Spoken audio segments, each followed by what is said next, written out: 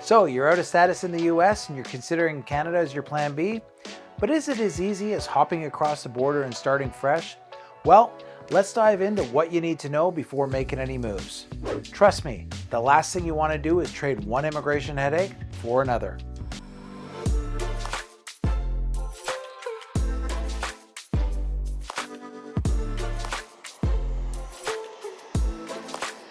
Hey folks, it's Brennan Miller here from the Maple team.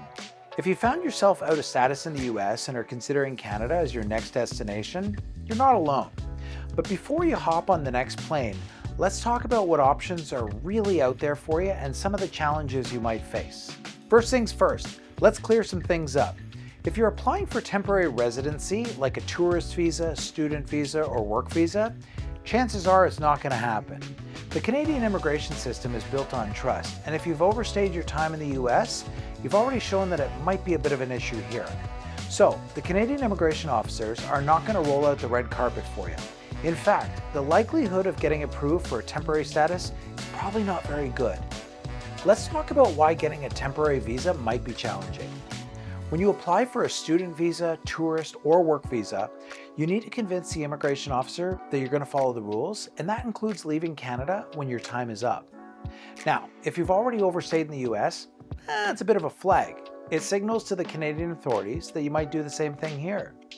Canadian immigration isn't going to take a chance on someone who's already shown that they're possibly going to overstay. Now, whenever you have this conversation about overstaying in the temporary realm, we also have to take everything into context. There are people who've gone there and of no fault of their own have overstayed, and this can actually possibly be mitigated. However, it is something that you need to be careful of, and it's something that you're going to need some professional advice on. Now, before you throw in the towel, let's talk about permanent residency. The rules are different here. When you apply for permanent residency, you're not just asking to come stay for a few months or years, you're asking to stay forever. And that changes things a bit. The Canadian government views permanent residency applications through a different lens. The question isn't, will you overstay? It's actually a little bit different. They're asking if you're going to stay here permanently and reside.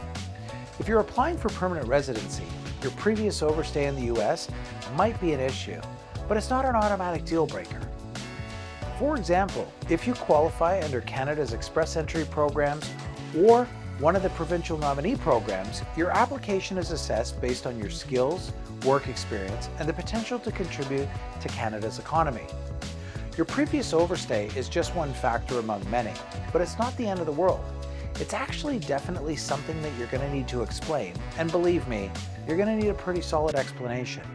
So, can you come to Canada if you're out of status in the US? The answer is, it depends.